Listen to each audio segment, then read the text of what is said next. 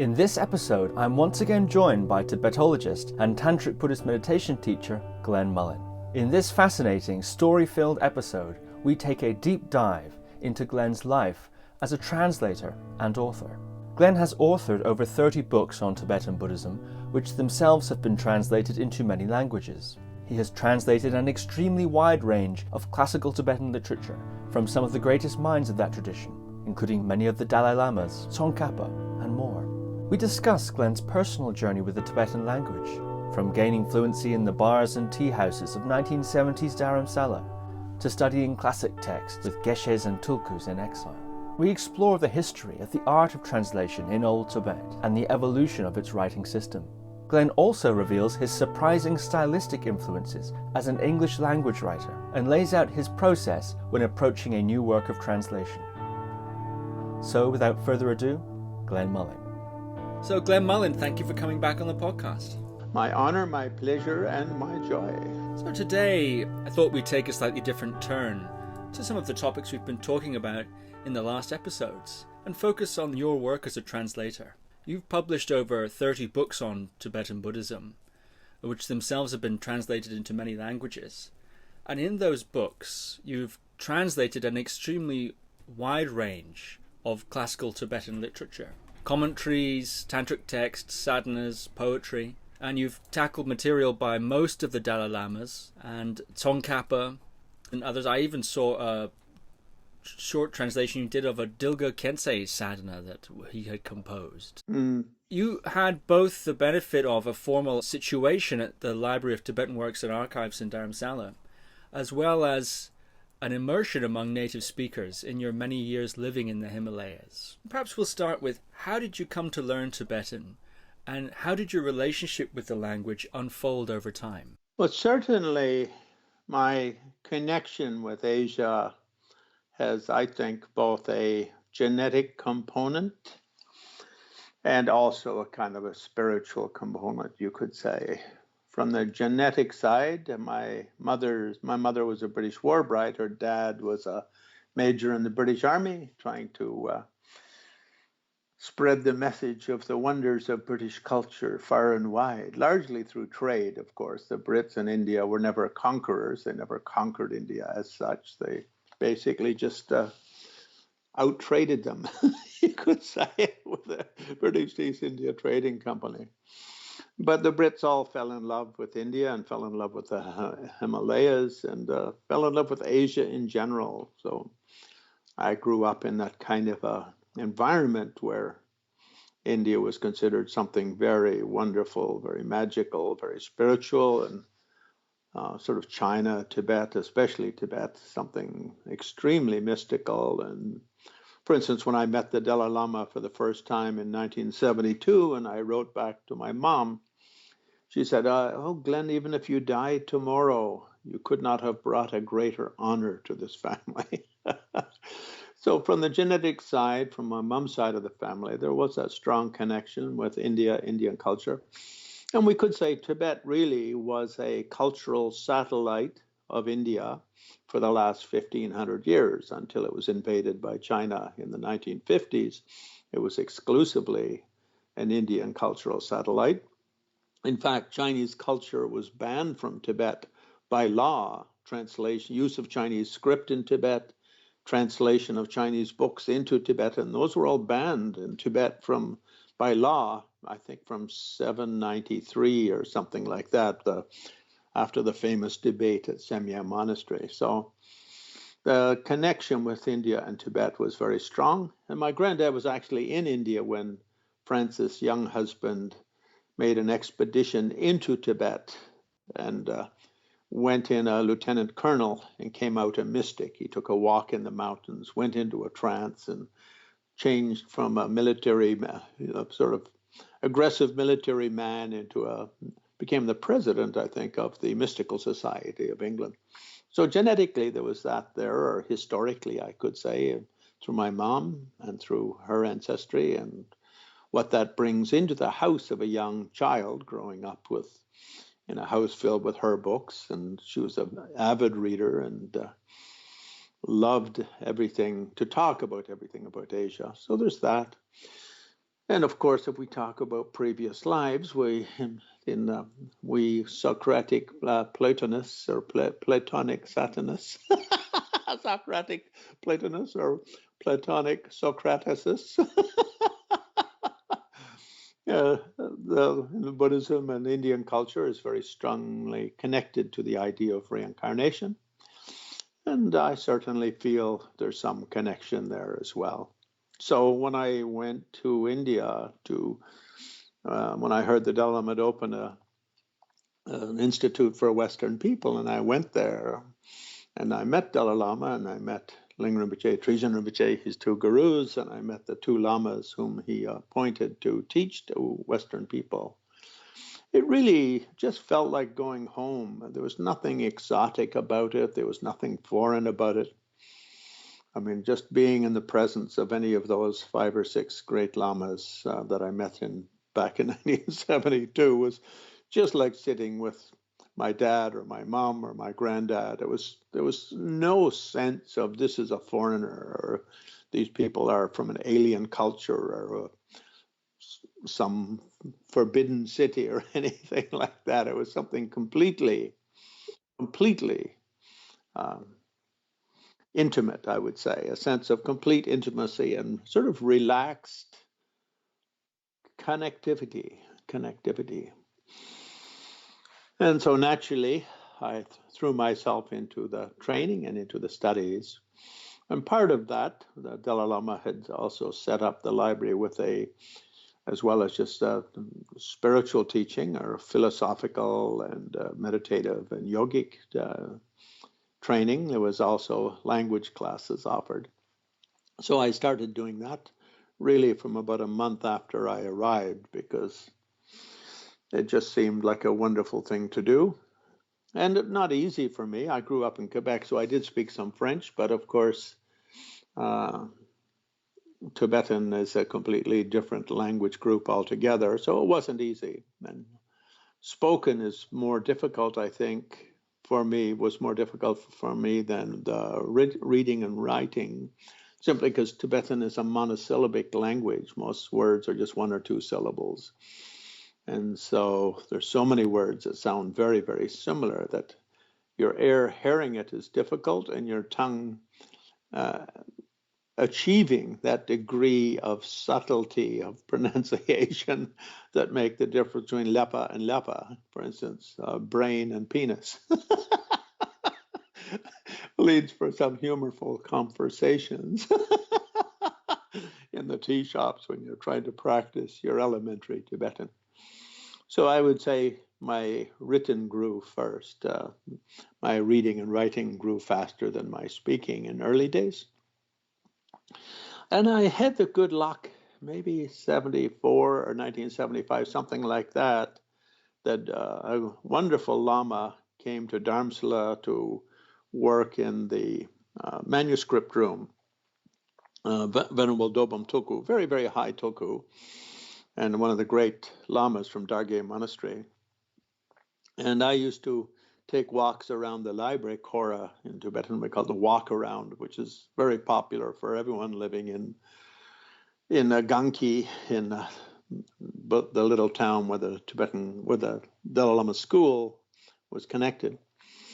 And every evening, all the government workers and the wives and the kids would do like an hour of Kora of the library building, because inside the library building were many Buddhist scriptures and also statues and all of the Buddhist artworks that had been given to the Dalai Lama by escaping refugees. And so a lot of these ended up in either Tibetan Library in Dharamsala or Tibet House in New Delhi.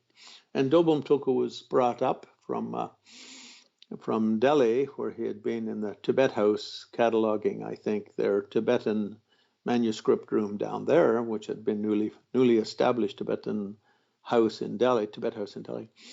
And I met him at the Kora, and he would always chit-chat, and very friendly, outgoing guy, a huge mountain of a man. He's very tall, like maybe 6'something, 6'4", or 6'3", 6'4", and probably 250 pounds of kampa muscle, one of those real kind of muscle guys. But as gentle as like Yogi the Bear. And so he would always chit-chat to try and practice his English. And then after maybe a year later, he said to me, "Oh, Glenn, it would be interesting. We should read some Tibetan text together. It might help you with your study of Tibetan language, and it might help me with my study of Buddhist terms in English." And so we that informally like that. And I think the first thing we did was the long life prayer for the Dalai Lama. So that was the first thing I ever translated. And later I published it as a tiny little booklet that could fit in your pocket, because often at any teaching the Dalai Lama gave, at the end of that teaching, that prayer, that little prayer, Tenshug in Tibetan, is called Tenshug, which means like staying firm. Stay firm. And it's a very beautiful little prayer written by Ling Rinpoche and Trijang Rinpoche as sort of a joint composition. So they both sort of took turns passing it up and down and working out the meter and the poetry and all of that. So it started with that. And then also the Dalai Lama gave a Kala Chakra initiation. And I thought it would be nice to translate the little, they call 6-session Guru Yoga, which is a little practice. If you have the initiation, you should do something, a little prayer to do 6 times a day. I don't know if prayer is the right word. The word in Tibetan is Lama Naljor, which means Tuntruk Lama Naljor, the 6-session Guru Yoga practice. Guru Yoga, because you think of the initiation you have.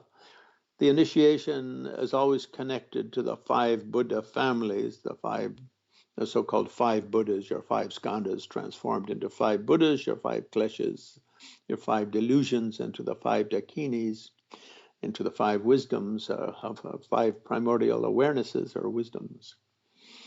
And so it's something one does 3 times during the day and 3 times at night generally.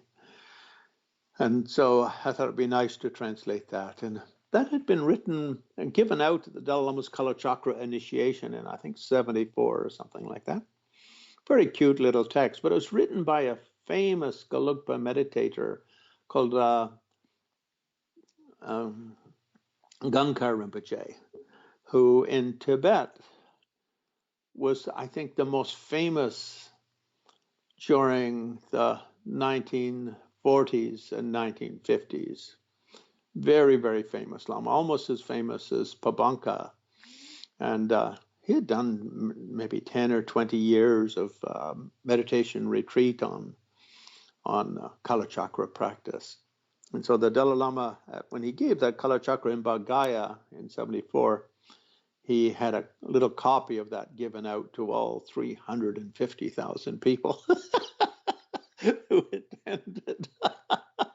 You can see the local little printing shop sort of gearing up as, you know, they had no idea how many people would come. It's like, will it be 5,000 or will it be at 10,000? It's like, and suddenly it's up to 50,000. What? We have to have 50,000 copies of that little text, but we've only printed 5 or 10,000. And oh, it's crossed 100,000. What? 200,000. What? 250,000. What? Finally up to 350,000. You can see that little printing press in Gaia sort of running out and buying up all the paper they can get their hands on. I mean, it was a very short text printed in Tibetan style, maybe 4 sheets of paper, or, you know, probably 3 or 4 inches one way and maybe 6 inches the other way. It's sort of one of those little texts that fits neatly into Tibetan's book of what they call kadun, or a text for daily recitation. So that was the second thing we translated. And the first one with Dalai Lama's long life is very interesting because it takes one through the categories of all the spiritual archetypes in Tantric Buddhism. So you first start out making requests to all the gurus and lineage masters, you know, please send down positive energy so Dalai Lama will live long and accomplish many great works and fulfill his destiny. And then you go to the yidams, may all of the mandala deities send down their positive energy of rain. And so I think the thing was called something like a rainfall of nectar or something like that, or nectar. And then it goes into the three jewels, Buddha, Dharma, Sangha, then into Dakas and Dakinis, then into Dharmapalas. So it sort of was an interesting text in that it was an introduction to all of the kind of spiritual heroes and heroines that play a role in Tantric Buddhism. So for me, that was a very, very interesting read, because at that point in my life, I didn't know a lot about Tantra yet. We had mostly done Lamrim and Lojong and Trupta and maybe Bhattacharya Avatara and Gampopa's Jewel Ornament of Liberation and maybe some Madhyamaka, something like that, but a little bit of Tantra, but not any in-depth study of the language, certainly. So that was kind of my introduction. And both of those were written as verse works. So it also gave me a sort of an introduction to Tibetan poetry. And Dobam Tok was still alive. He retired left later after the Tibetan Library. He became the Dalai Lama's foreign secretary for a number of years. And so any Westerners wanting to visit the Dalai Lama, he would be the one who would sit in and listen in on the setup and like that. And if the Dalai Lama was going to any international conferences, this is mid-70s, before the Dalai Lama was a worldwide household name. He would prepare the materials for the Dalai Lama's visit to those places and so on. So while he was at the library, read a bunch of those things with him, and then started reading things with other Tibetan lamas. Then the Dalai Lama, when Dobam Toko moved up into the Dalai Lama's residence that side of town to work as Dalai Lama's foreign secretary, maybe once or twice a week he would invite me up to translate something that the Dalai Lama wanted translated for some reason or another. And that led me to sort of having a connection with the Tibetan Library and their translation bureau. So then, at that time, I think Sepak Rigzin, a very wonderful monk from Senyi Labtra, maybe late 70s, was switched to the Tibetan Library, and I was asked to work with him on bigger projects that the Dalai Lama would send down that he wanted translated. And then by the late 70s, maybe 78, 79, then Dobam Toko was sent to Delhi. So he was sort of out of my life as a daily phenomena or a weekly phenomena. I would, of course, spend time with him when I went to Delhi, and he would come to Dharamsala from time to time for Dalai Lama events or Ling Rinpoche events. But my life went in different ways. And I decided at that point that there was nothing of any significance on any early Dalai Lama in English. And even this Dalai Lama, just one little text, Opening of the Wisdom Eye, that had been written for Thailand monks, and was so therefore Thai Buddhism and monastic Buddhism is very conservative and self-critical, and everyone's because Vinaya is really talking about discipline or morality. So it's not a very interesting read outside of being a kind of a reasonably well-educated Theravadan monk. It was really written by the Dalai Lama in Tibetan for the Theravadins to show that Tibetan Buddhism is basically just Buddhism with similar to Thai Buddhism or Sri Lanka Buddhism or Burmese Buddhism. Because at those days, basically monks of different traditions knew almost nothing about each other. Language barriers and restrictions on travel because of, British occupation of India, colonization, and then Islam, all of these kind of barriers. So that nobody knew much about each other. So then I got to know, translating with the Dalai Lama's little text on Vinaya, got to know all the Vinaya terms. But then I decided I wanted to really bring out something about the Dalai Lamas, because especially the first 7 Dalai Lamas had been very great writers and very great teachers, and really international celebrities, you could say. They were sort of like the first Dalai Lama became, although he was a semi-orphan from a very poor family, became the most popular teacher in all of Central Asia.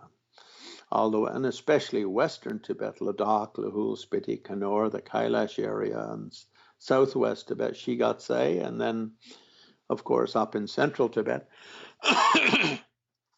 So he, and the second continued that, the third continued that, fourth, fifth, and up to the seventh. They had all been quite prolific writers and very, very popular teachers. One can easily say, I think, singularly popular teacher in all of Central Asia. At least 5 of those first 7 were like that. The fourth and the sixth, not so popular because they didn't live so long.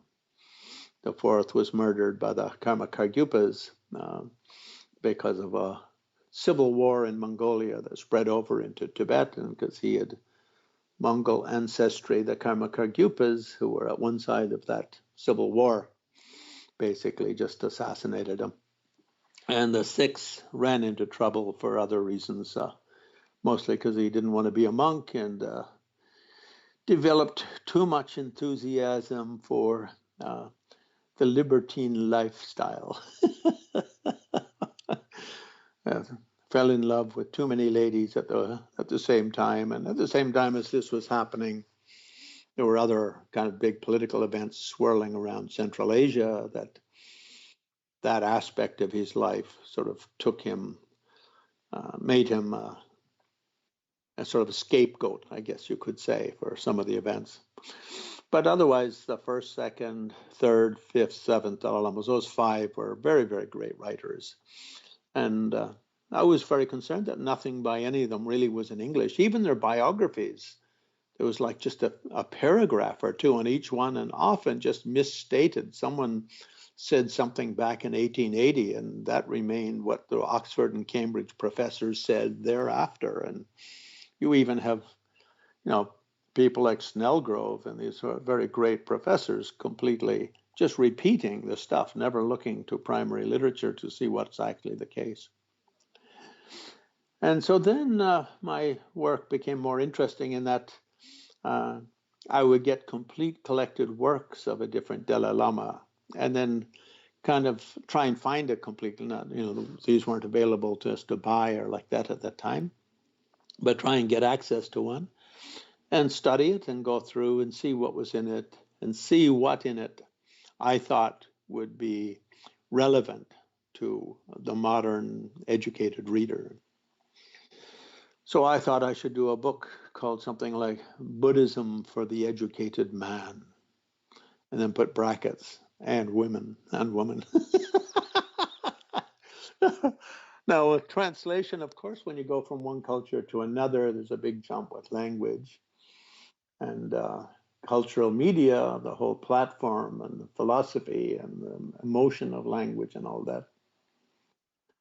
I had the advantage that I wasn't an academic, in a Western sense. I wasn't a university professor. I didn't have to worry about grants from anyone, and I didn't have to worry about my students getting grants or being refused grants because someone did or didn't like the way I worked or what I did or how I translated. So Bob Thurman, a wonderful, wonderful professor from Columbia University, once said to me, "Glenn, you're so lucky. You can do whatever you like."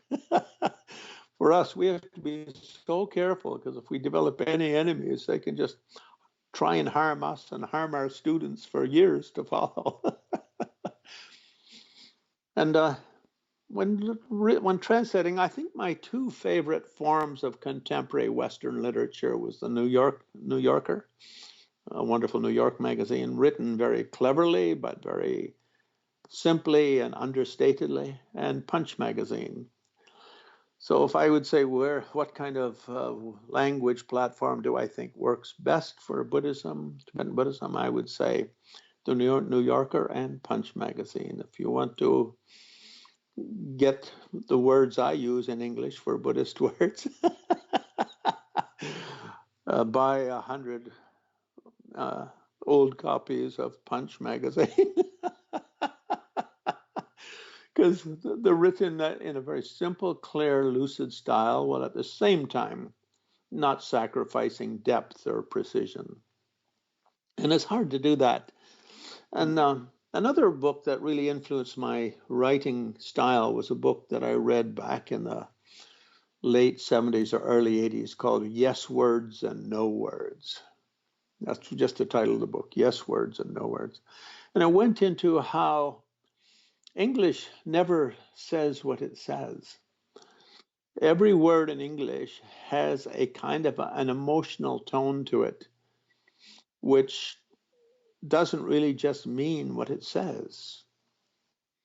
And so that's the case with almost every single word in English. There's a kind of it's a very emotional language in English.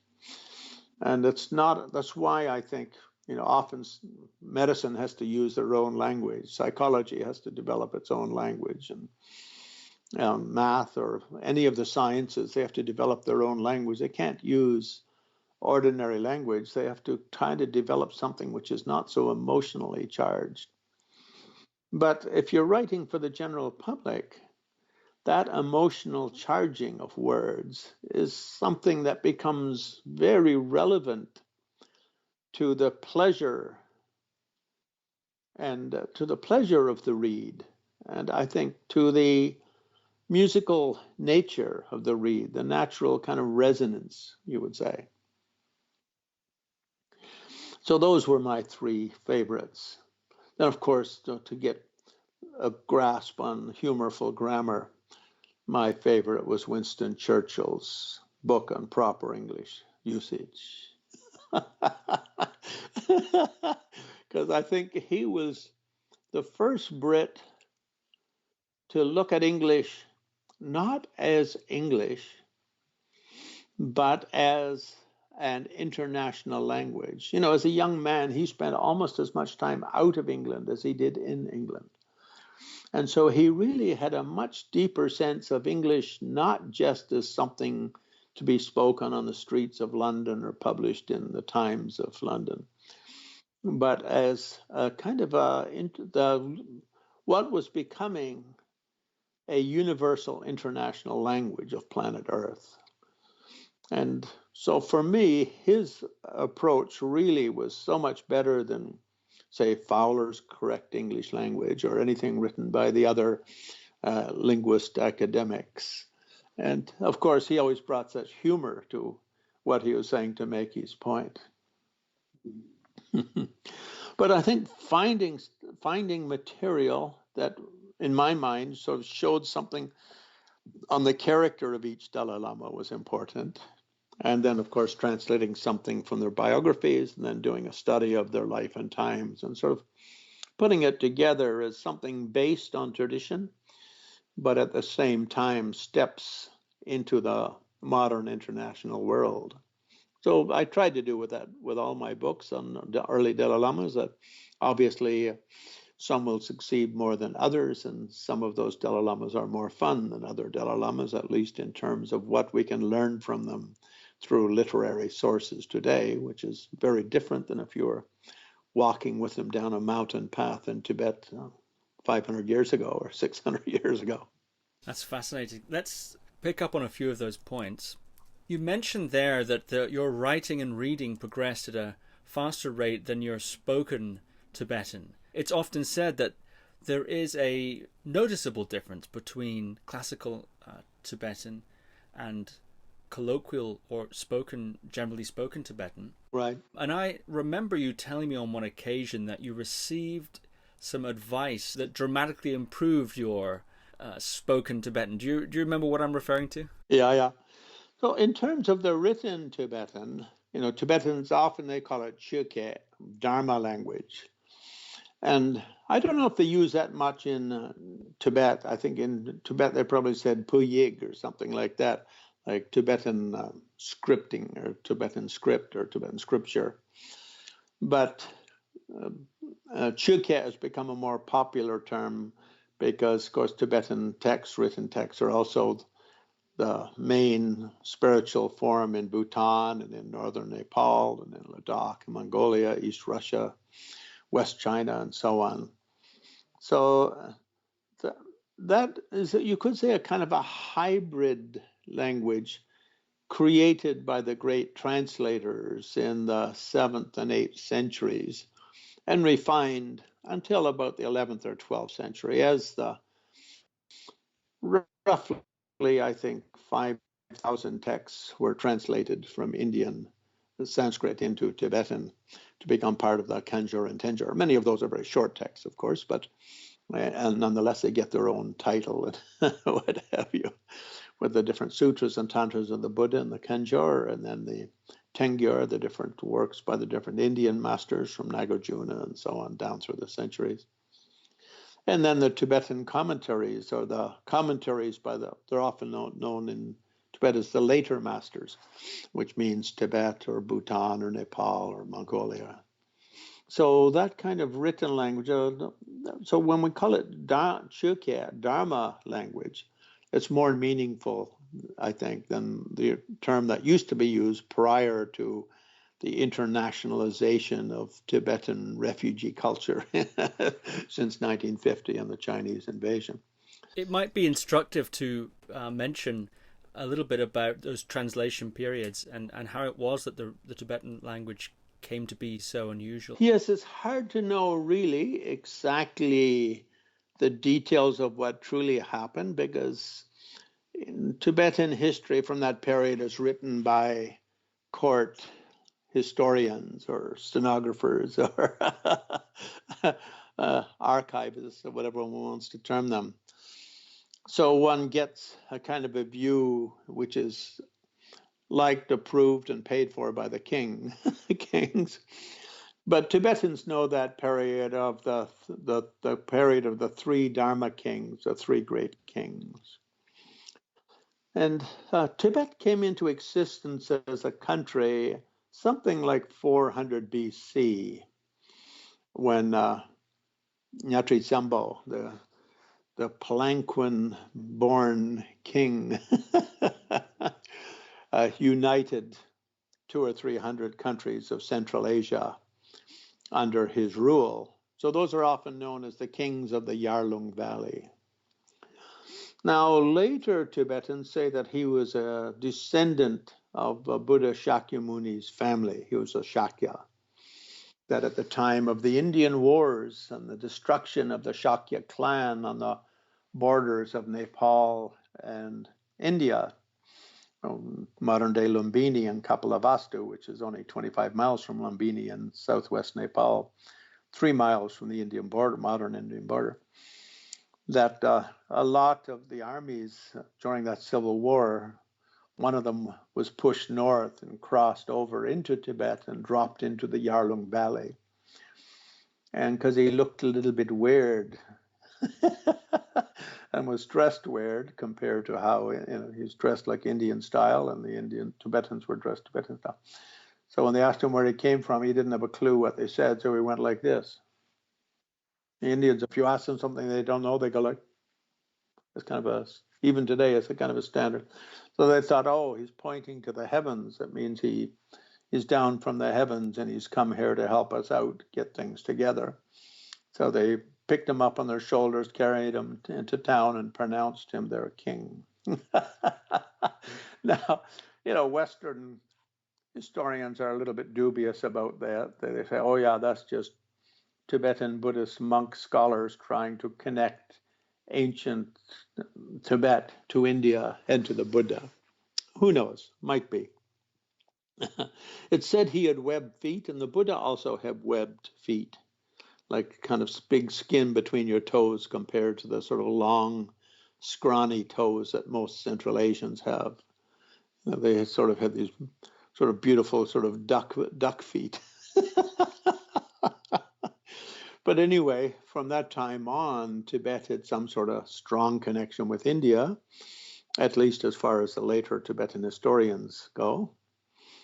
And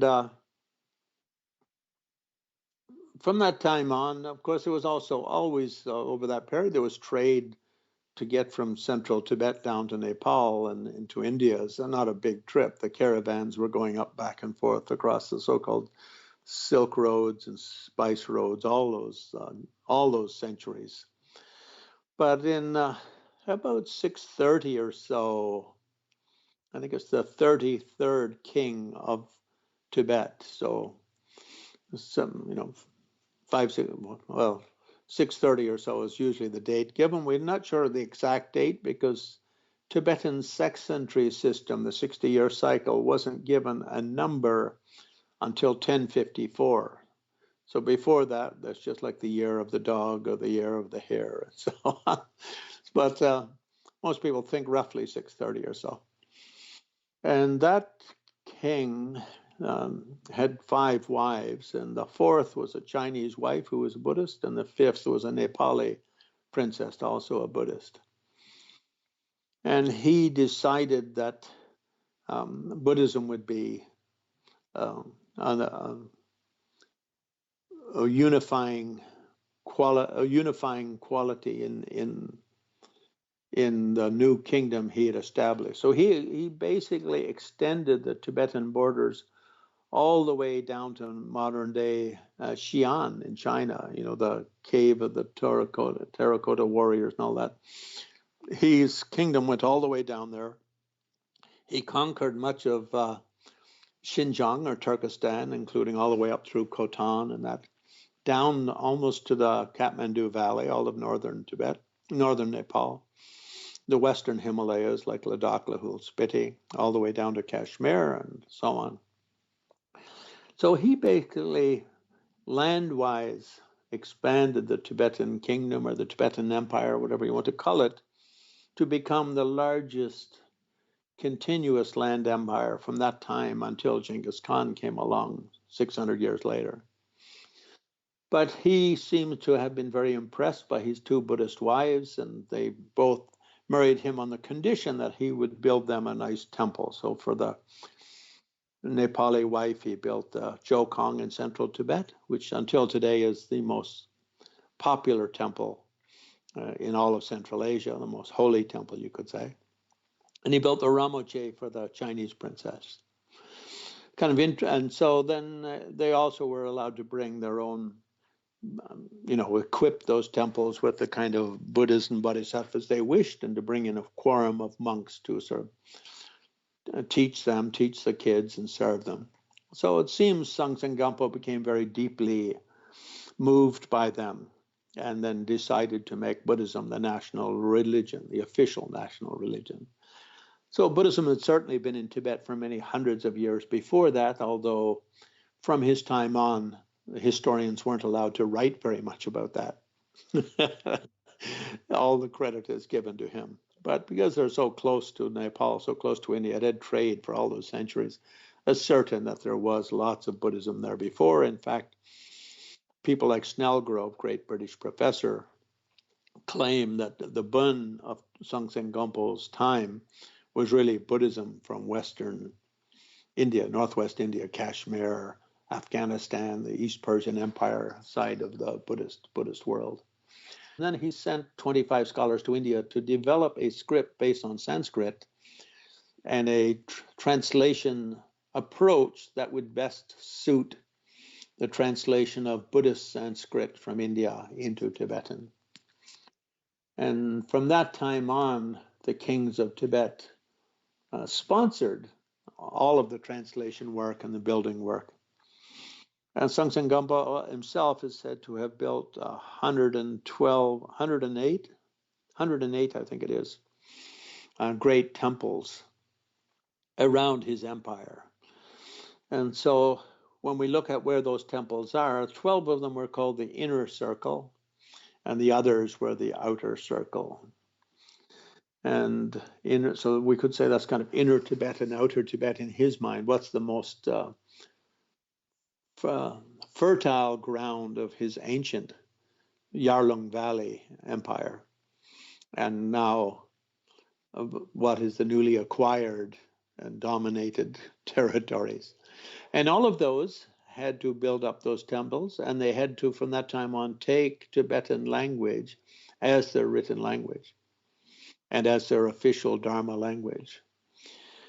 And for that reason, Ladakh until today, which was conquered by Songtsen Gampo, still uses the Tibetan script in all their temples. So does Bhutan, even though Bhutanese don't like to call it the Tibetan script because they think China might get some idea and say, oh, if you're using the Tibetan script, you're really part of Tibet, so you're really part of us. Well, certainly Bhutan was part of Tibet at that time and remained so for quite a few centuries. But that doesn't mean China has any claim to it. So, and then they developed very precise dictionaries. So if you wanted to get on the king's payroll list or stipend list, you used that dictionary for your terms. And so that continued from about 630 till about 1000 for 350 years, 375 years, 400 years perhaps. And then out of Western Tibet came Rinchen Zangpo, Lochen Rinchen Zangpo is often called, who thought after almost 4 centuries of immersion in Buddhism, we should revise some of these translation terminology. And he created new dictionaries and new grammar rules for translation.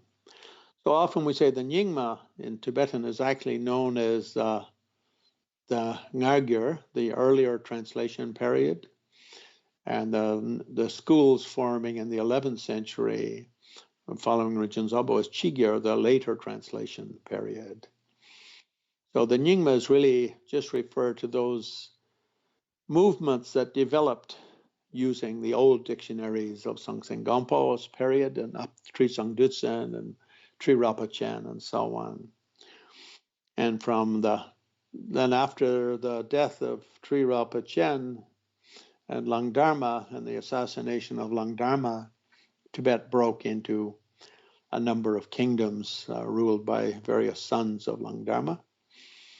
And there was sort of a scattering of the energies, and royal patronage kind of finished for translators. So that's when Rinchen Zangpo pops up, and nobody's paying him to use any particular words. He can translate how he likes. He, like me, can look to the New Yorker and Punch magazine as his gurus to linguistic expression and follow Sir Winston Churchill's correct English usage for his guidelines to punctuation. And so he starts the new schools. And so for that reason, today, Nyingma Bun still have all the terminologies from those old Songtsen Gampo period dictionaries and grammar, and new schools, Kagyu and Kadampa, Sakya, and Ralukpa, Shichapa, and so on. And of course, then Gelugpa becomes a fusion of all those new schools, or a union of the best of those schools, you could say. So in Dharma language, you kind of have those two sides. Now, it's not that Rinchen Zangpo redid everything. He kept 75% of the terminology, maybe even more. So you still have much of the same thing being said for Buddha, Dharma, Sangha, and for Four Noble Truths and the 12 links of dependent origination, these general kind of stuff. But lots of other terms come in through his revisions, and of course then reworking the translations to fit them. So that's often called the Renaissance period. At that time, Marpa Lotsua revising many of the translations from, say, Guya Samaja and all this. Often he's known as Marpa Lotsua, Marpa the translator, because he saw a large part of his work not just being as teaching Milarepa and his disciples, but as revising the actual literary foundation of the transmission of Dharma. Now, when we say Dharma, we talk about two, Lungpe Chu and Tukpe Chu, the Dharma which is passed in words, and Tukpe Chu, the Dharma of realization. So one depends on words, and that comes down to writing as well, and the other depends on practice and meditation. So he put a great emphasis, and Atisha, of course, came to Tibet, and he revised spent a lot of time in Semyé Monastery, and there revised a lot of the translations. And then the early Sakya Lamas, of course, were largely translators. I mean, that's really what they saw themselves as, were translators and revisers. People like Bari Lotsawa, one of the early great Sakya translator Lamas.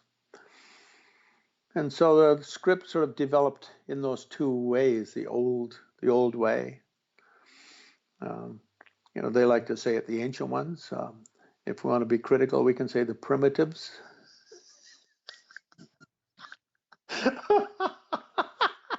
The primitive translation method.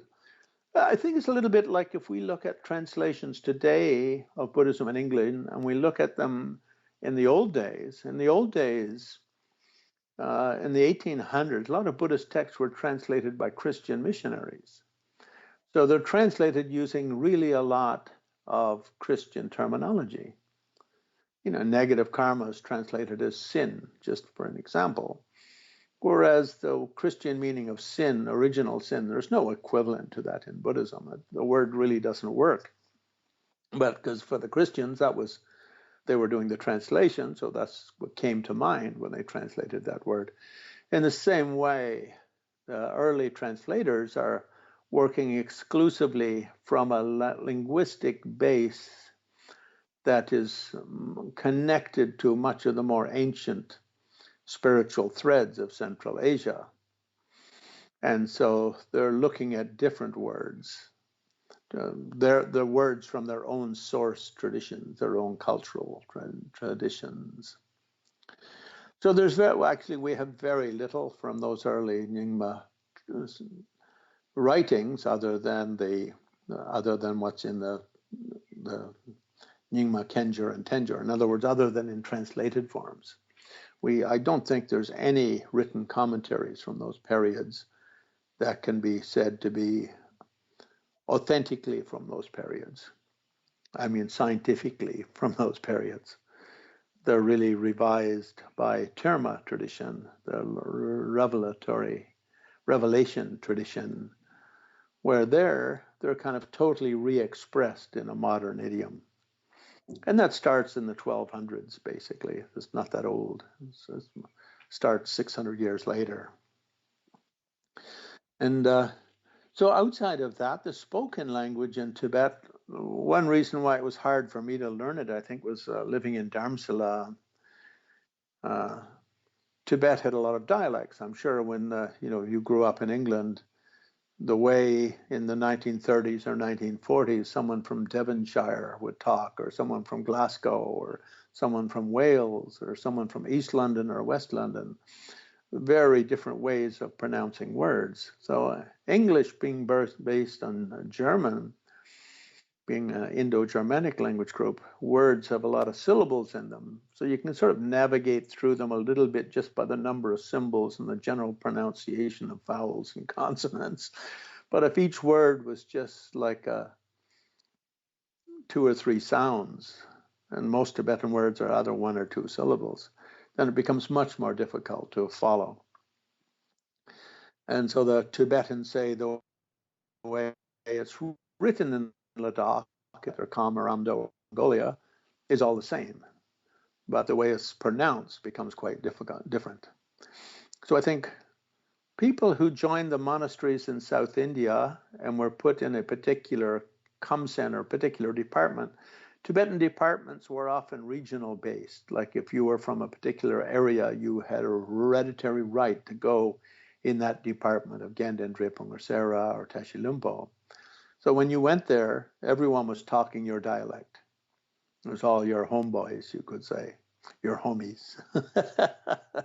So people who learned in those monasteries learned a very smooth, fluid form of Tibetan, because most of the people they speak to are in their Khamsen and they're using a similar dialect. In Dharamsala, we had the problem that everyone you talk to on a daily basis is from a different part of the country, so it has a different dialect. So you asked about, one of my lamas gave me advice on how to learn. The first of those was Namgyal Trasen Khyentse Rinpoche, the great abbot of Dalai Lama's monastery. He was called Khyentse at the time, meaning ex officio or retired. He had become very old. And when I was going to Senyi Labdra, the Tibetan debate monastery in the late 70s, I think 77 or 78 or something, I had to walk up and down 3 miles straight up and down that hill every day, twice. And once I noticed his face out the window, and he's sort of doing a sadhana or some practice for someone, and he gives me a big smile. And then he notices me again the next day and the next day. So then he calls me in for a cup of tea. And the situation was him as he had a very weak heart, but was considered one of what Dalai Lama designates as a kind of a living national treasure. So he was asked not to teach anyone publicly, but just to do blessings and receive people and stuff like that. So he invited me in for a cup of tea, and then was really having a lot of fun chit-chatting with a foreigner. I think I might have been one of the first he ever spoke to. And then he said, well, I think once or twice a week, you seem to know all the best gossip of anyone around Dharamsala. So once or twice a week, none of my students will tell me any of their gossip, interesting gossip. So I think you should drop in and drink tea with me, and it'll be good for you to practice your Tibetan and be fun for me to pick up on the local gossip. And and then he said, oh, and to improve your Tibetan, here's my general instruction. Don't ever pass a Tibetan on the street without stopping and talking to them. Then don't let them leave until you make them laugh.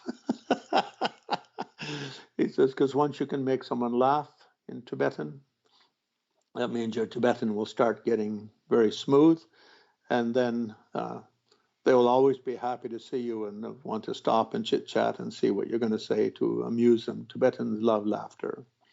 That was his advice. But about maybe 2 or 3 years earlier than that, with Dobum Tulku, when I was going up once a week to help him read through stuff, the Dalai Lama, in those days, the Dalai Lama wasn't a celebrity the way he became after a Nobel Peace Prize. So if he was going to go to a conference, often the organizers would want a written paper that he would present, much like an academic or a professor would. And it would be published in the journal and given out to everyone when you arrive. So, of course, the Dalai Lama would never actually read those papers at it. He would always just say, you've all got my paper in the journal, so I'll just make a few informal remarks of things I wanted to talk about. But nonetheless, he had to have those things printed and done. And so when I would go up to work with Dobum, sometimes I would just be ushered in. You had to go. In those days, you had access to the Dalai Lama's Potrang was controlled by the Indian government and a group of about, I think it was 24 policemen. But about half a dozen of them working in the front gate, sort of registering who comes and goes and screening to see you're not bringing in contraband and stuff like that. And so sometimes I get there and he say, well, the Dobum says he can't see you till like another hour, because he could at any time, if the Dalai Lama has a meeting with a Westerner, just be called in just to sit there for the next hour, hour and a half. So the Dobum said, I tell you what we'll do is right down this, just below the entrance to the Dalai Lama's temple, there's a grandma has a little tavern with homemade beer, barley beer, chung. And so I think what you should do before you come, if you have to wait, just go down there, and then when it's time to go, I'll just phone my attendant and have him bring you up. And after you leave, you should stop off there and have a bottle of chung with the locals, and that'll loosen your tongue a little bit and get you a little more fluid on your pronunciation. So it was really Dobum who got me into that fluidity, but then it was Namgyal Khyentse who gave that wonderful advice: don't pass anyone on the street without talking to them, and don't let them leave until you make them laugh. Do you remember any Tibetan language jokes?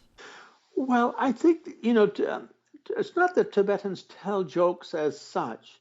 They have a kind of a spontaneous, playful humor. Tibetans just don't sit down and tell jokes like, say, stand-up comedians do in the West or something like that, or there's no books of Tibetan jokes as such. There's more just kind of a playfulness in the way you talk, which makes guys giggle and men break out in loud guffaws of laughter. But just kind of whatever comes up, just kind of a playfulness with it, bringing out some kind of humorful aspect of it. I mean, and Tibetans really, I would say also with both monks and lay people, I would say sexual humor is their favorite, just as it is with us in the West. And we sometimes think, you know, like what Tibetan sexuality is a very playful thing. It's not like in the West with Christianity, where something happened in the Garden of Eden with an apple and maybe a snake and then some fig leaves. And it's all very confusing why God doesn't like people to have sex. And then with the Catholic Church, sex is sort of a necessary evil that has to be consecrated by the church in order for you to have children that are legitimate and stuff like that. So it's always regarded as a kind of solely a procreation aspect. The fun side of sex is pretty much overlooked in Christianity until, really until Victoria's son Edward, who thought this is a little silly and started dating Lily Lantry and became a ladies' man.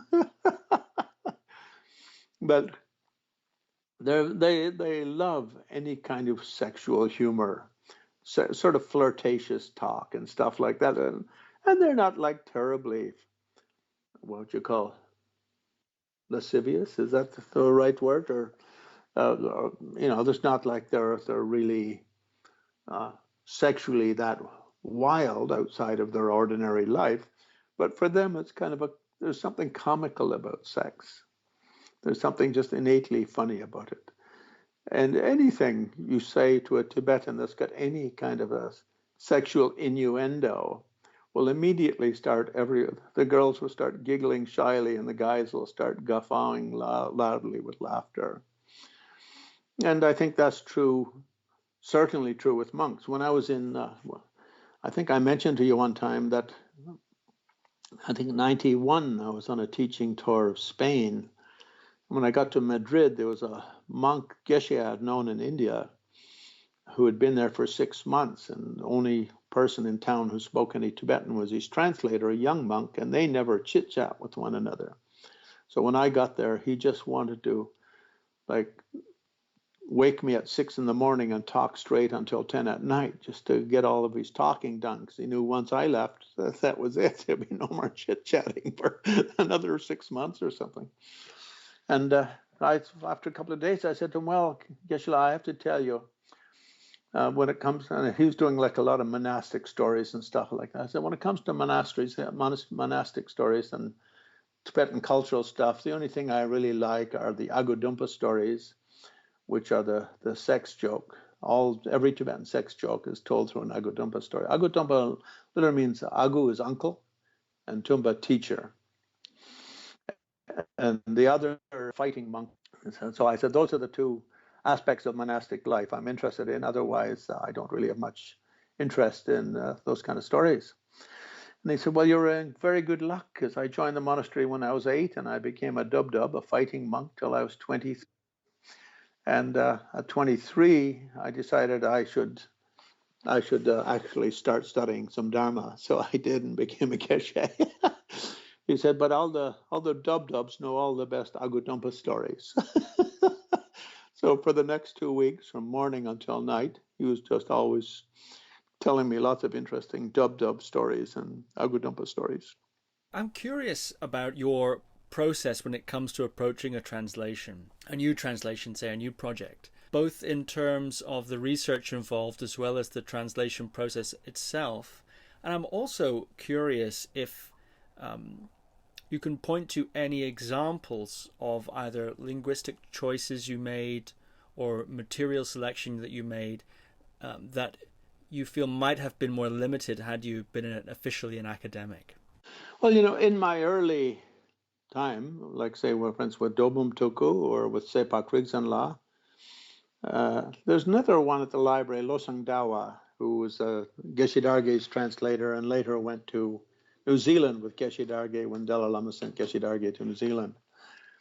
But anyway, with Dobum, he would say, I would like to translate this or that, or why don't we do this or that? And it would be stuff that he wanted to read through to get a grip on the language and to be able to discuss meanings of terms. Like, he didn't trust dictionaries in English, most of which had been made by traveling missionaries in olden days, or had been made by peoples who weren't really trained in the tradition. They basically were just academics from Oxford or Cambridge or wherever. And so he really wanted to look at the deeper meanings of these words. So in the early days with him, for about the first 2 or 3 years, probably, of anything I did, it was always sitting, just reading word by word.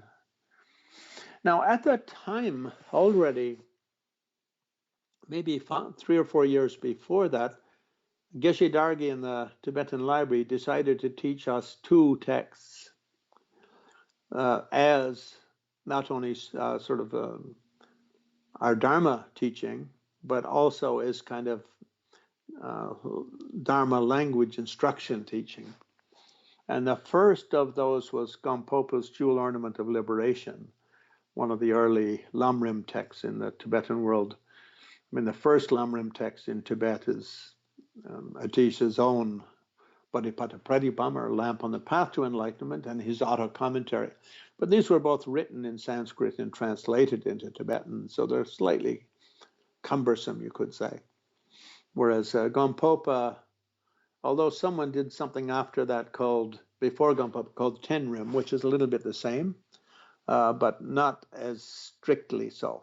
So Gampopa sort of did the first one, which is like a Lamrim commentary, you could say. And it's listed there as one of the 20 great Lamrim texts in Tibetan history, but it's one of the early ones. So Geshe La taught that to us over a period of a year, just teaching it line by line, syllable by syllable. And some of us found that very wonderful, and others, some people found it a little tedious and a little slow. So Geshe Dargye taught at least twice every day. So one of his was a kind of a general teaching for newcomers, you could say, a kind of an introductory class that the Dalai Lama had requested him to do, which would kind of go through Tibetan Lamrim style meditation from A to Z, just based on his own choice of how he wanted to do it and who showed up. That usually had 40, 50 people attending it. And it was usually in the early days, Sharpa Tulku translated, sometimes Kamlang Tulku. Later, they both moved to America, so they were replaced by a couple of other translators, I guess, in 75 or something like that. And so that was kind of my first immersion. And the good thing about that was it already existed in English, translated by Herbert Gunther, a Canadian German. A German who had become a Canadian who was living in Canada, teaching in the University of Saskatchewan in Saskatoon, the grasslands north of Nebraska. And he was a wonderful academic, actually. And also he knew Dharma well. He wasn't just like an Oxford-style academic who basically just studies it the way you'd study ants in Africa or varieties of kangaroos in Australia. He went to India and studied very well with peoples who really knew the tradition very well, rather than just study with other professors who weren't practitioners. So it had that advantage that he really had a good feel for it.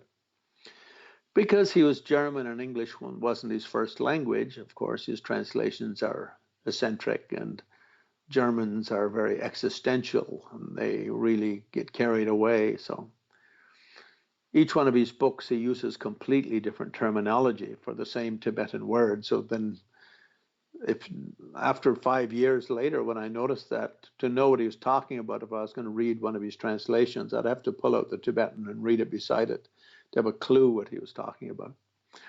But that first one, Gampopa's Jewel Ornament of Liberation, he had been somewhat, you could say, less eccentric.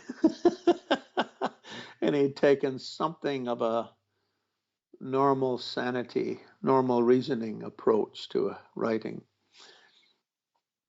and to the translation of the words. But then as we went through them with Geshe Dargye, and he would discuss each one of those very clearly and then Sharpa Tulku would often say what he thought about the English word and other words, which would work very well.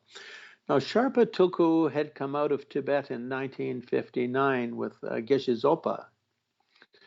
And then sometime in the 60s he and Kemlung had both been sent to America with Geshe Zopa when Geshe Wangel in Washington, New Jersey requested Lama to be sent. So Dalai Lama sent the two young Tulkus with him to learn English and prepare themselves to become translators and to come back and translate. So they both had sort of good colloquial English. Sharpa's better than Kemlung's. And both were extremely intelligent. And Sharpa just had this has this wonderful articulate processing, I guess. Well, a wonderful way of looking at words and ideas and unpacking them in a very articulate way and a very picture perfect way, I would say. So that for me was very helpful. And later we studied the Bodhicharya Avatara in the same way, using a commentary from the Sakya school, Tome Zompo. And so going through Shantideva's Bodhicharya Avatara over a period of a year or so, again, syllable by syllable, following the commentary and all of that, and getting a sense of how original translation from Sanskrit, together with commentaries to translations, are done. So that was very interesting, I would say, very revealing, because when a translator would translate a book into Tibetan, they would write a little auto-commentary to their translation, especially if it's a verse work, because verse work, you have to sort of bend things to fit the language and the music and all the rest, and especially verse works. If you're trying to fit poetry, 4 9-syllable sentences per verse for 1,000 verses, like the Bodhicharya Avatara, and you take the Sanskrit and 9 syllables to a line and 4 lines to a verse, and you do that 1,000 times over, you have to bend the translation and bend the tapering of it to capture anything of the poetry. And of course, that always becomes a big issue in English, because how do you the compromise between meaning and music, I guess you would say, and meaning and the literal, like just an example of the invocation of Tsongkhapa in the Lagyama and Lagi Gungi Tukane from the heart of the Lord of Tushita's 100 Buddhas on a billowing yogurt cloud, fluffy yogurt cloud. Yogurt is not a poetic word in English. And so those kind of issues come up with almost every verse on 1 or 2 issues. And then sometimes in the Sanskrit, they'll throw in something just for the musical value or the rhythm or the tempo, alliteration or euphony or whatever, and it doesn't work in Tibetan. So often in the commentaries, the auto commentaries written by the translators, they'd mention, here I thought, well, I say on a billowing yogurt-like cloud. Most Americans in those days didn't know what yogurt was. I mean, it's become a fashion in recent decades, but I think until 1980, almost no American, if you weren't from Eastern Europe, you didn't know what yogurt was. No, I didn't know that. Yeah, I never saw yogurt in my life till I was in my 20s. Never even knew it existed. But the word isn't musical, yogurt. No. Is that yogurt or mygurt? Yeah, so those aspects, of course, come up. But in terms of stuff I would do with the early translations, at that time, as I mentioned, Dalai Lama, until he got Nobel Peace Prize, was kind of a reasonably accessible person. He wasn't, like after the Nobel Peace Prize, his schedule multiplied 10 times over. Particularly 70s, it was quite laid back, in early 80s, quite laid back. If he was in town and you had a question I mean, obviously you couldn't take advantage, but Tibetans and Tibetan Lamas love writing. They love translation. They love books. It's probably their deepest passion in life. And so if I would get, say, a collected works of the first Dalai Lama and I would go through it, then I'd make a list of the things I wanted to include and whatever biographical stuff I wanted to use as a basis for study of his life. Then I was allowed to send that list to Dalai Lama and ask if there's anything he thought shouldn't go in that I had on the list, or something that he thought should go in that wasn't on the list. And he allowed me to do that for the first Dalai Lama, the second Dalai Lama, the seventh Dalai Lama, like that. And the third Dalai Lama, anyway, I also did it with third Dalai Lama, but mostly with him, I used his famous Lam Rim text, The Essence of Refined Gold, which, by the way, is my worst translation of anything I've ever done, because it was the very first I did. And I didn't really have time to go through it and polish it and all of that. But later, by the time it was republished as a second and third and fourth edition, I just decided, what the heck, people like it the way it is. And where I've got it wrong, perhaps it's even better than the way the Dalai Lama put it, the third Dalai Lama himself got it, so who knows? I've never been that reverential, I would say. And I think that's partially because of one of my early gurus, the guy Geshe and Tulkus, who was the teacher, main teacher at the library, appointed by the Dalai Lama to tutor us foreigners. And, when I went to see him one time, he asked, what do I do with my life and what other than study Dharma? And I said, well, I love writing, and I write articles for papers and magazines, and that's how I support myself here, by writing things. And he said, well, you should look at translating some Dharma literature, because in English we don't have a single book on anything about Gelugpa Dharma. And at that time there wasn't. I mean, the Evans Wentz books were out there, but the Evans Wentz books were all Kargyu Nyingma, because they were translated by Khyentse Rinpoche, a Karma Kargyu Lama who lived in Sikkim. And he was a school teacher. He wasn't a practitioner, actually, but he was a monk, a little bit of a practitioner, and he wasn't a great scholar nor a practitioner. And Evans Wentz, of course, knew no Tibetan. So often people will say translated by Khyentse Rinpoche and Evans Wentz, or you'll say Evans Wentz, a translator. He never studied Tibetan. He just met Khyentse Rinpoche and fell in love with his translation of Tibetan Book of the Dead, and offered to try to edit it into publishable form and get it published by Oxford University, which he did. And then did the same with Milarepa's life. So I guess those were his first two books. Then Dawa Sendub died, and he inherited the sort of cache of other translations he had done in draft form. So those become less accurate, you could say, because he couldn't check them over with anyone. In fact, he reads them over with a Hindu Swami in Almora. He had sort of leased a piece of land up in Almora and took it over, and was living up there, and there was a Swami living up above him who knew nothing about Tibet. And the Swami very, out and out says, I don't know anything about Tibetan Buddhism, so if I'm going to say what I think this means, I can just tell you what it would mean to me, reading in English a book connected on Indian culture, but not my lineage, so I don't really know exactly, but this is what it would mean to me if I were to take an educated guess.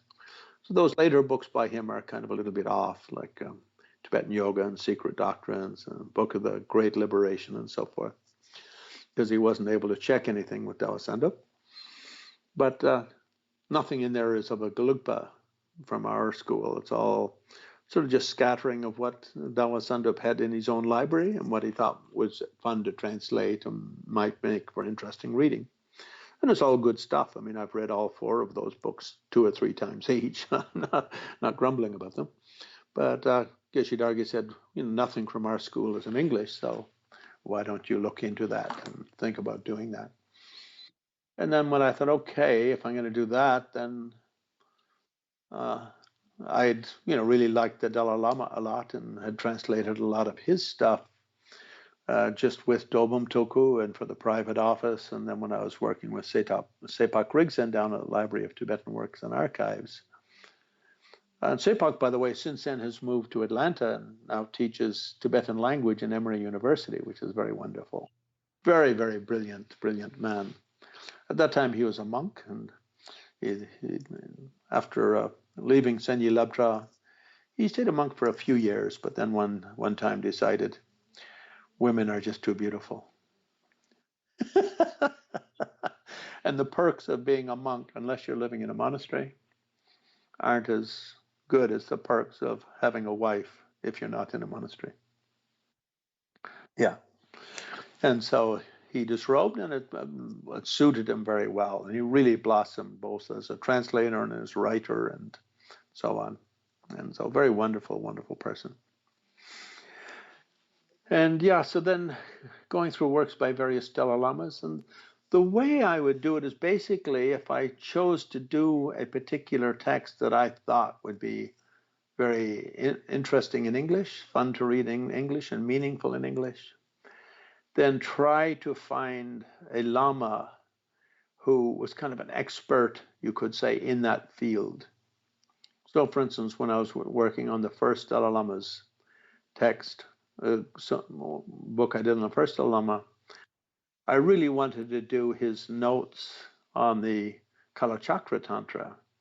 Now, he had given an oral teaching, and he didn't write those notes. His disciples attending that made notes on his main points he made during the teaching.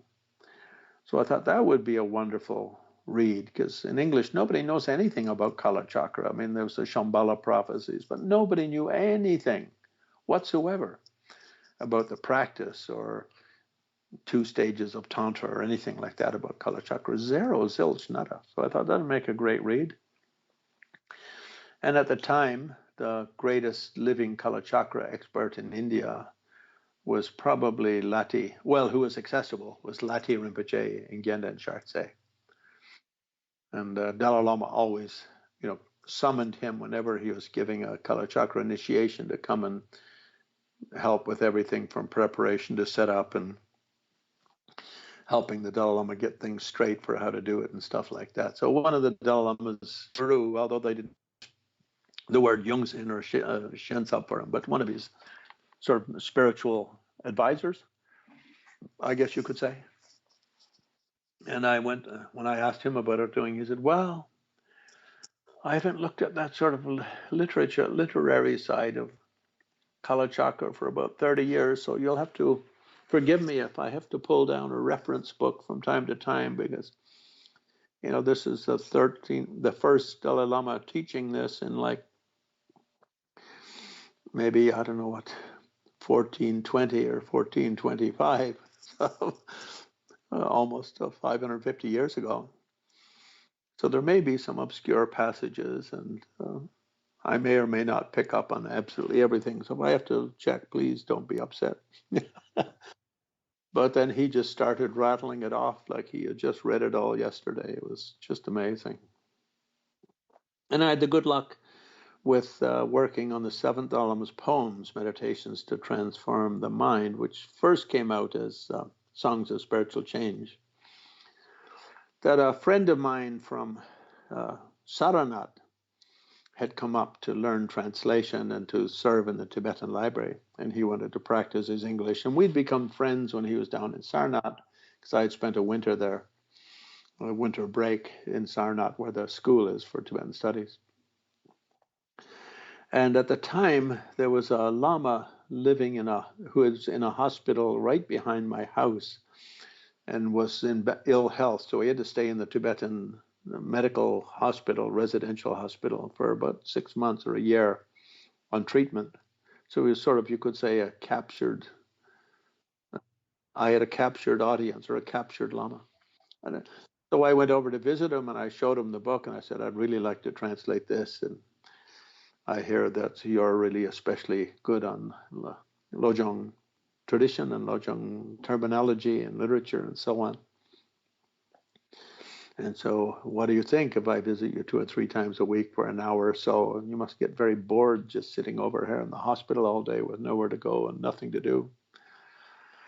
And he picked it up and he said, oh, well, he said, the problem with this is if you get 10 lamas reading some of these verses, you're going to get 10 different interpretations because it's written in poetry. And so some of it quite terse.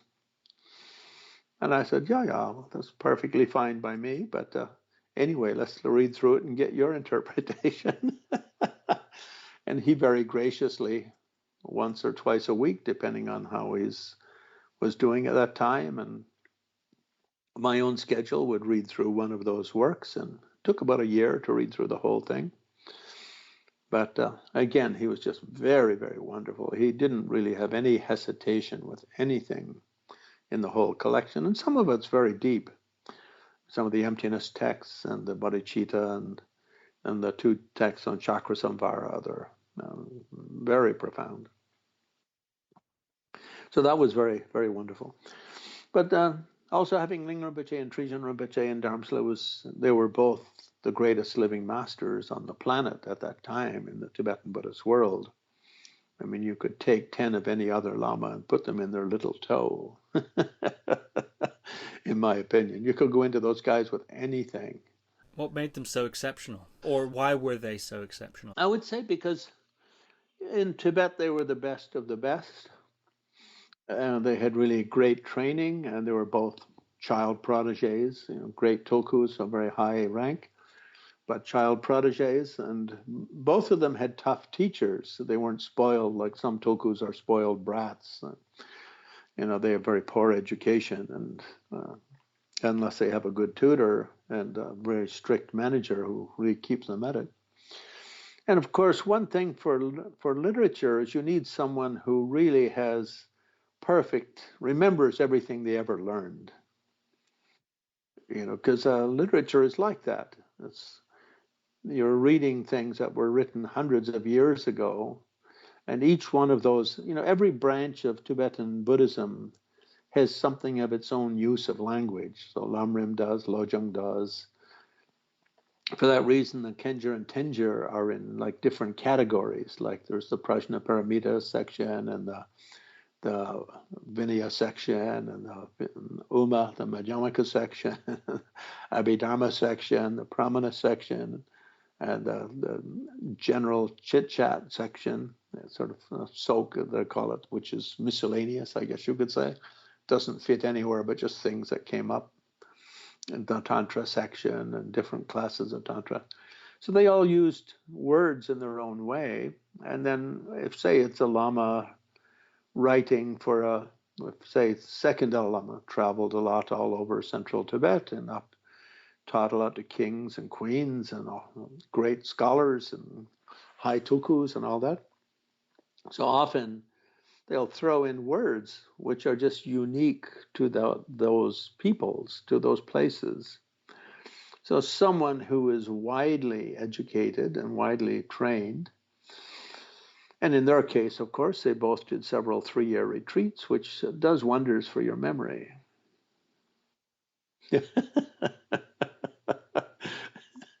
So you could go to them with anything and they could just pop it out like.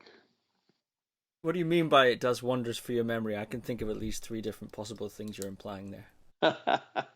Well, I think just that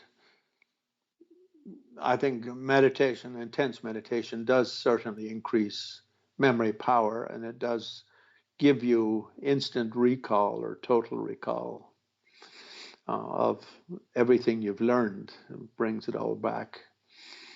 And then, of course, maybe not only this life, but previous lives learning. Ling Rinpoche and Trijang Rinpoche, it's hard to imagine they learned all of what they knew in this life, because there seemed to be nothing they did not know. They really were just such amazing beings. I think the only one who even came close to that outside of them was probably the previous Dilgo Khyentse. He also was like that, very widely. I think part of it, some lamas do a lot of practice, but they just receive a few lineages and don't go outside of that, and they just stick to that, and they'll be great. And if you study that with them, that's wonderful. But those three, Trijang Rinpoche, Ling Rinpoche, Dilgo Khyentse, they try, whenever a Lama passed through the area that held a lineage they had not received, they would always try to get that person to come and give them that lineage. Even if it's just like a very sort of humble turnip farmer kind of monk holds a lineage that they didn't have, they would immediately sort of try and get them to visit and host them for a dinner and chit chat, and then do a kind of a formal transmission. How on earth did they practice all of that?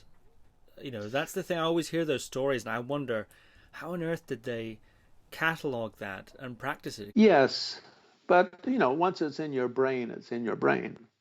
It's like I was watching a movie made in South Africa once, and the mother of the house is saying to the lady, "Now, when you go to town, please get this and this and this and this and this." And then she says, "Aren't you going to write any of this down?" And the woman says, "Well, a white woman's memory is a piece of paper." So some people just remember. And it's actually in there, right? Everyone remembers who was their first girlfriend, their first kiss, their first this, their first that. We'll remember the highlights and the lowlights of our life, and the stuff in the middle might get a little waffly. But I think it's burning into the memory. Gelek Rinpoche was said he was one of the greats. He was one of the three candidates for the Panchen Lama, and probably the actual Panchen Lama, in my opinion.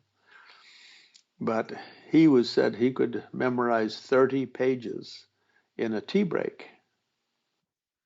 When I once asked him, he said, it's not that hard. You just kind of read it, and then you kind of burn it into your mind. But in terms of practice, I think it's not that Dilgo Khyentse or Ling Rinpoche or Trijang Rinpoche did all of those different practices. They learned them, and then within their own practice, if you do Yamataka or Chakra Samvara, everything's in there.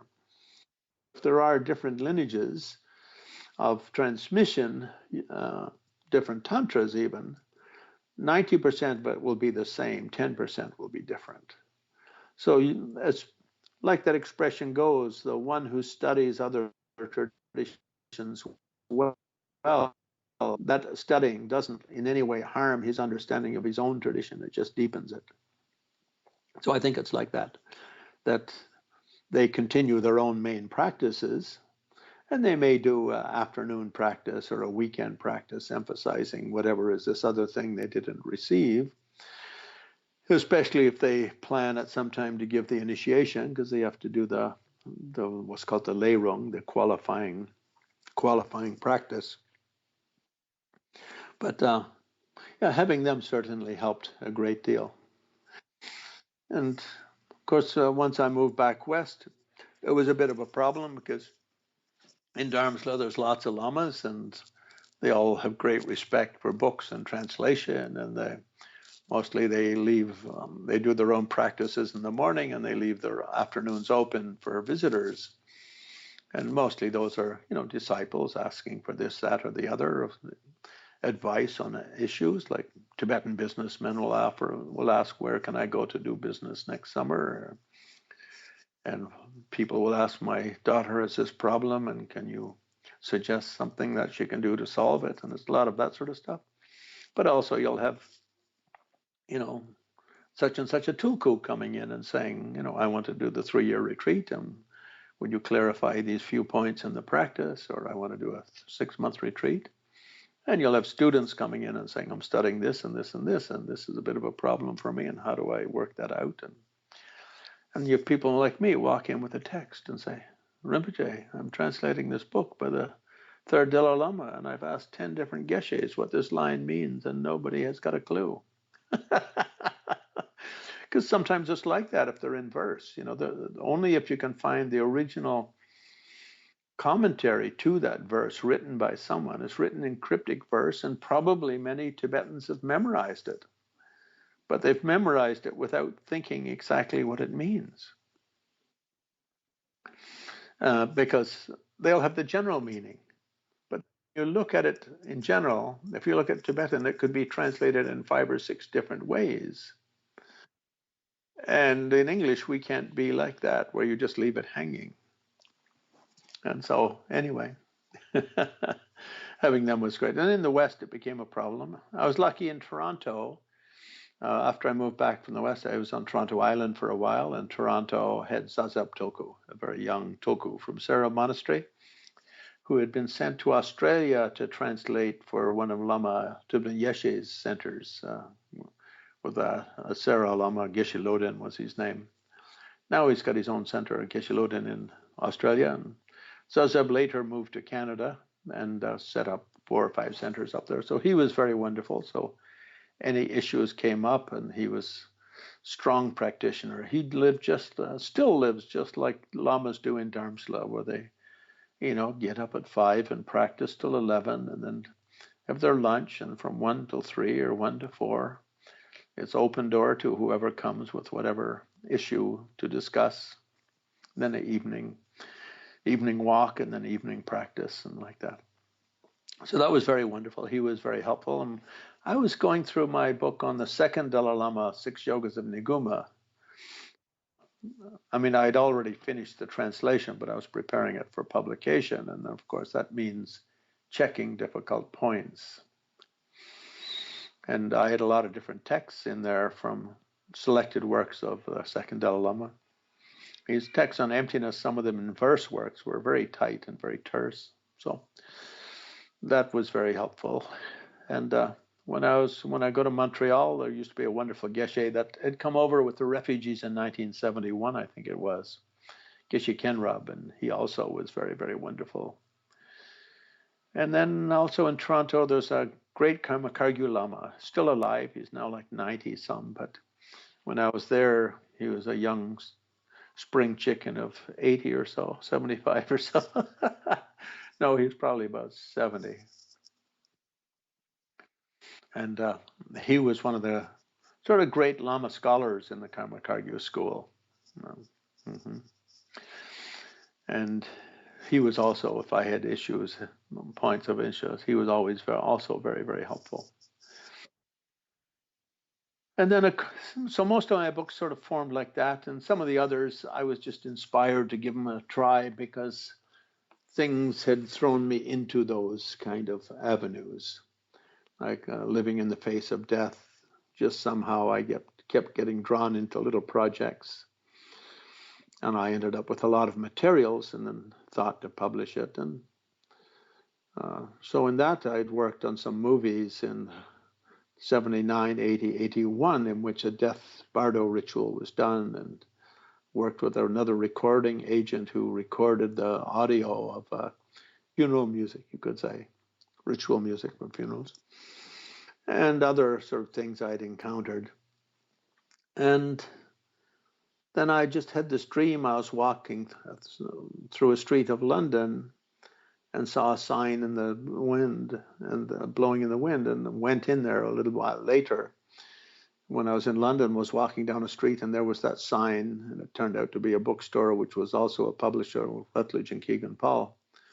So I went in and introduced myself, and they said, "Oh, we'd love to do some of your books.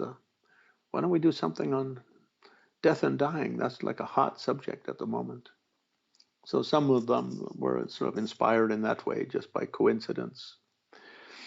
Some of them by mystical ways. When I was working on the 13th Dalai Lama, I felt the volume still needs something else.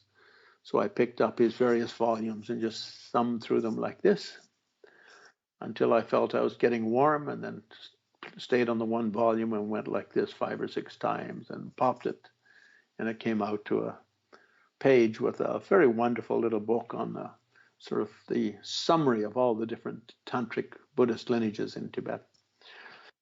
So in that way, sometimes what I would do would just be mystically inspired, as in that case, sometimes dream inspired as a different time. It was very funny in the early days when I was translating. I was a period when I was practicing a lot of dream yoga. And sometimes I would dream of passages I had translated in a book I was working on, and of alternate translations to it, or of mistakes in the translations, stuff like that. And I'd wake up with that as strongly on my mind as if it were just a conversation I'd had with the Dalai Lama 5 minutes ago, or some other great Lama 5 minutes ago. I use that example just because those kind of things stick in your mind. It was that would stick that clearly. Okay, 2 rapid fire questions to wrap up this episode. Okay, first question is your favorite translation. Second question is your most challenging translation. My favorite is probably still the 7th Dalai Lama's Songs of Spiritual Change, which was republished as Meditations to Transform the Mind. It's not my best translation because it was one of the first 3 or 4 things I did, but I love all the works in it. And I love the kind of flow that it took as it took its own shape. And I would say that as I travel around the world, I still most often get people coming up to me and say, oh, by the way, that book, I bought that 30 years ago or 35 years ago, and I've been reading it ever since. And it's every month I'll read 1 or 2 poems out of that, and it completely picks me up. And I'm the same. Whenever I read anything from that, I still just am really, really impressed by the 7th Dalai Lama's character and by his ability to express such deep, deep ideas in such simple, poetic language. That's certainly one of my favorites. I also very much like the 2nd Dalai Lama's book on his Nyamgur, Songs of Enlightenment, which he signed many of them as written by the mad beggar monk. That was first published as mystical verses by a mad Dalai Lama by Quest Books in Chicago. Later was bought out by after it went out of print. The reprinting rights were purchased by Snowline. It was brought out with a different title, as they are wont to do. And even though the first book I did on Dalai Lamas, which is Essence of Refined Gold, with a commentary by present Dalai Lama, even though it probably is the least accurate in terms of literary meaning or treatment of each sentence, it's still, I think, the one that has brought the biggest benefit to people. So that was really my first crack at things, and I really should have reworked it, I suppose, but I was happy with how it came out. And it was one of those things where it just kind of rolled off the pen spontaneously, and then came out in English, and then was translated to Italian and Spanish and French and Russian and Mongolian, and went into a dozen or so Portuguese, some legal languages and some where they just pirated them and so on.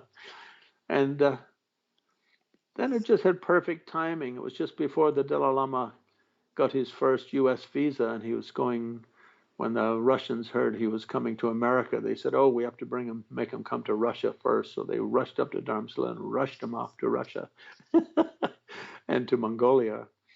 And so that came out just before he went. And that book, the 3rd Dalai Lama, had taught that very much through the Mongol regions in, 1578 or something like that, when he was traveling through that region. And 1580, 1585, he taught that book many times to Mongols, and it sort of became the foundation of Mongolian Buddhism. So the Dalai Lama bought 50 copies and took it and gave it out in Russia and in Kalmykia and up in Buryat and then out. So when I later, 15 years later, went through those regions, I was kind of everyone had the copy of that book and rushed out to have me sign it. Many of them had it in Russian translation and Mongolian translation. And by the way, that first visa of the Dalai Lama to America was actually my father-in-law at the time, Irving Mandel, who had gotten the Dalai Lama that visa, because he had never been able to get a visa before that, basically because of communication problems with the American government and their sort of shyness over some of the Tibet issues, but that's another story. Otherwise, certainly 6 yogas of Naropa and 6 yogas of Naguma as my own favorite practice texts. Those have been very, very beneficial to me personally. And of course, I use them as teaching manuals when I travel around the world teaching. And I've taught them probably in 20 countries over the past 30 years. And many hundreds, if probably even a few thousand people do practices based on those transmissions. And perhaps one text I really am very happy to have translated was the first Yamataka Sadhana in English, which I did with Dobum Toku and Steve Batchelor and a few others. And our translation wasn't perfect. It had some errors in it, including printing errors and stuff like that.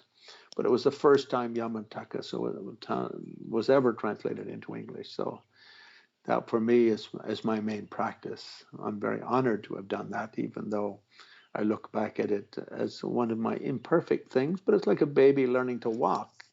Falling down is as much fun in learning to walk, or as much a valuable part of the experience as not falling down. And certainly the translation of the Kalachakra generation and completion stage yogas, because again, it's the first time in the history of the Western world that a European translation of those important practices were ever made. So, and to do that under the supervision of the great Lati Rinpoche, who, he passed away a few years ago, but that was just such a wonderful, wonderful experience. Yeah, it's a really remarkable body of work that you've accomplished, and like you said, many, many firsts, and also the closeness with which you were able to have access to the living tradition, as well as access to the texts themselves. So it really is a remarkable body of work. Yeah, I mean, it's a kind of a step on the way of the transference or transmission of Dharma to the West, certainly. But, some of the translators working now, their work is far superior, in my opinion, because those of us working in the 70s and 80s, we're all sort of in the dark about what kind of language to use and how to shape and to develop a language and a feeling for this sort of stuff that would really endure. And of course, the knowledge of Buddhism for us was limited. Our knowledge of Tibetan was limited. And, for us learning Tibetan under the masters in the 70s was more difficult because they had never taught white people before. They had never taught foreigners before. So they were very shy and slow at doing it. And Western people had never studied in that depth with them before. So from our side, we were slow and clumsy. And from their side, they were sort of slow out of shyness. So I think, people studying today under the various programs, there's some wonderful, wonderful translators and translations being done out there. The Pundarika translation group associated with the Chogyam Trungpa's people are descending from them, and the Chogyam Nyima's group coming out of Nepal and translating down in Bodh every winter. And that kind of teamwork has made, obviously what they can do will basically be waves washing away the footprints that we early guys did. But that's fine. That's the way things are in the world of transmission. And I think certainly is something as fluid as Dharma, where Buddha has said he didn't want Dharma to become a hybrid. he wanted it to be something that, one reason he didn't allow everything to be written down that he said during his lifetime is he wanted it to be a living experience. So just like the stuff that people like myself and Jeffrey Hopkins and Bob Thurman and Herbert Gunther and so on, Evans Wentz, work that we've done, that will sort of become washed away in the great waves, oceanic rising waves. Hopefully, at least that's my hope. They will become washed away by the great works of future generations, including some of those wonderful, wonderful teams of translating working today. But at the same time, if it weren't for the first pioneers doing stuff, those later ones wouldn't be there. So it's kind of a natural unfoldment or sequence, I would say. And it's my honor and pleasure to have been part of that in some small way. Glenn Mullin, thank you very much. My pleasure. Bye-bye for now. Thank you for listening to another Guru Viking podcast. For more interviews like these, as well as articles, videos, and guided meditations, visit www.guruviking.com.